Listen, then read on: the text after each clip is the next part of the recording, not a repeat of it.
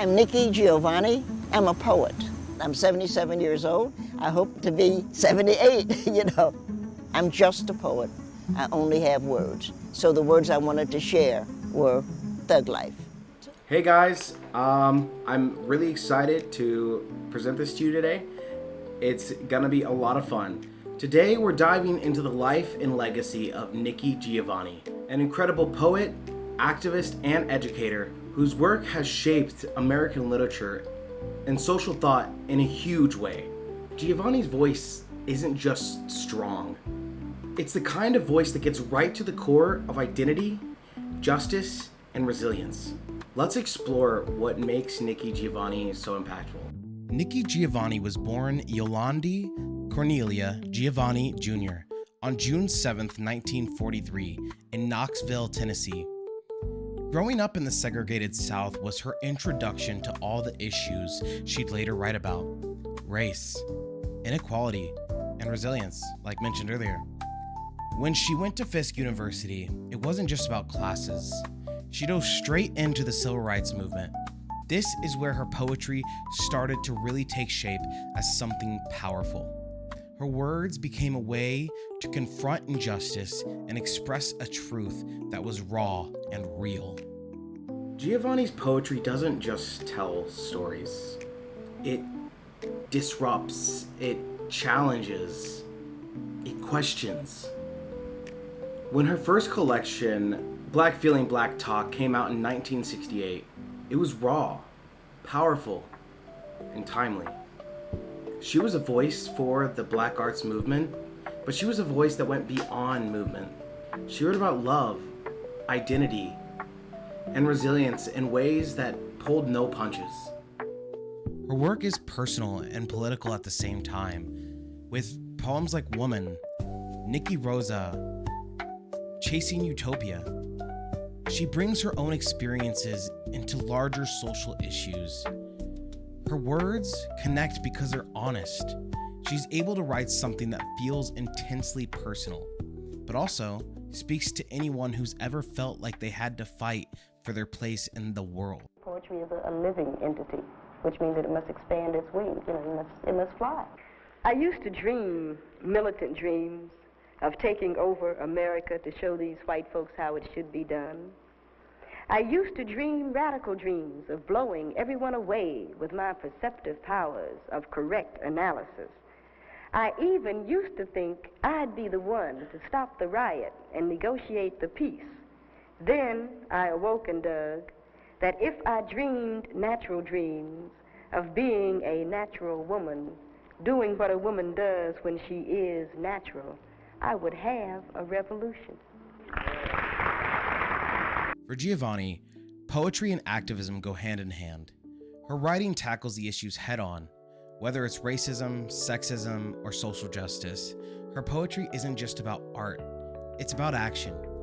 She's been using her voice for decades to push conversations forward and give people the courage to face their own truths. As a professor, Nikki Giovanni has been shaping minds and encouraging voices for decades. Since 1987, she's been a staple at Virginia Tech, where she teaches English. But Giovanni doesn't just lecture, she inspires. She's known for her direct, no-nonsense style, but also her ability to see potential in her students, challenging them to think deeply about their own stories and identities. Her influence is more than academic. She sees literature as a way to reflect on life, to question, to find your voice. And that's what she's been passing on to her students, giving them tools to explore who they are and where they fit in the world. Nikki Giovanni isn't just a poet, she's a storyteller across generations.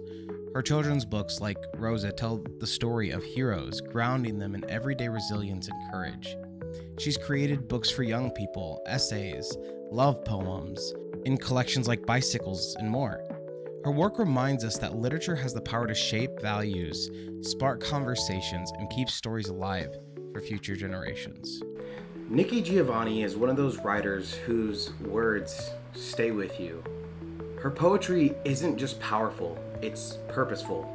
She reminds us that words can shape our identities, challenge our beliefs, and push us towards change.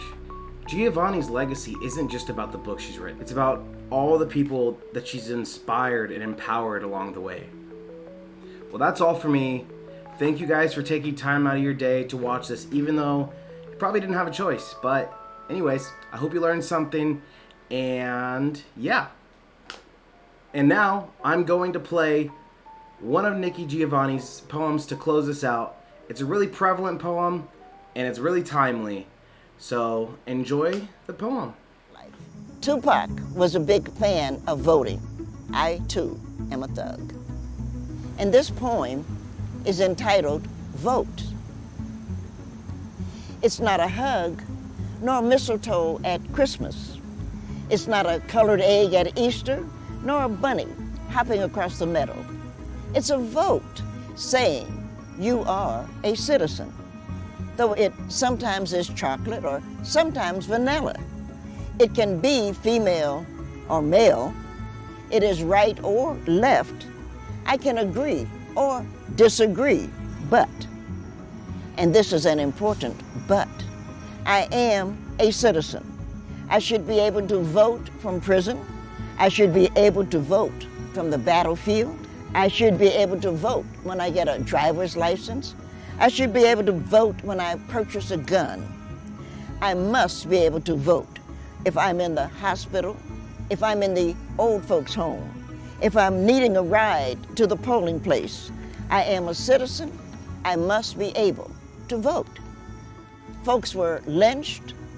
Folks were shot. Folks' communities were gerrymandered.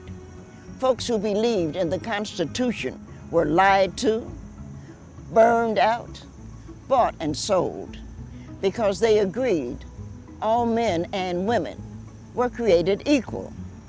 Folks vote to make us free. It's not cookies nor cake, but it is the icing that is so sweet. Good for the folks, good for us. My country, 'tis of thee.